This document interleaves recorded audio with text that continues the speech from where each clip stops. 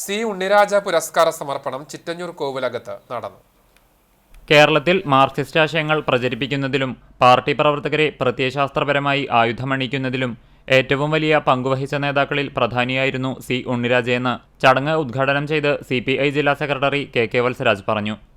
Parliamentary രാഷ്ട്രീയത്തോട് തികഞ്ഞ നർമ്മമത പുലർത്തിക്കൊണ്ട് ജീവിതകാലം മുഴുവൻ ചിന്തയും എഴുത്തും വായനയുമായി സന്യാസതുല്യമായ ലളിത ജീവിതം ധീരതയോടെ സ്വയം വരിച്ച ഏവർക്കും മാതൃകയാക്കാവുന്ന ദക്ഷിണശാലിയായ വിപ്ലവകാരിയായിരുന്നു ഉണ്ണിരാജയെന്നും കെ വത്സരാജ് കൂട്ടിച്ചേർത്തു.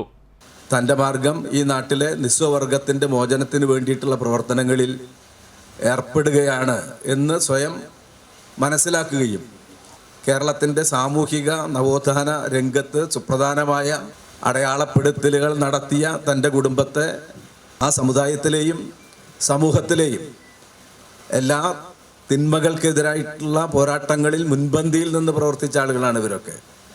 അവരുടെ പാത പിന്തുടർന്ന് അതിൻ്റെ ഭാഗമായി കമ്മ്യൂണിസ്റ്റ് പ്രസ്ഥാനത്തിൻ്റെ ഭാഗമാകണം എന്ന് തീരുമാനിച്ചാണ് സഖാവ് ഉണ്ണിരാജ അദ്ദേഹത്തിൻ്റെ വഴി സ്വയം തിരഞ്ഞെടുക്കുന്നത്. CPI സംസ്ഥാന കൗൺസിൽ അംഗം KP സന്ദീപ് അധ്യക്ഷത വഹിച്ചു.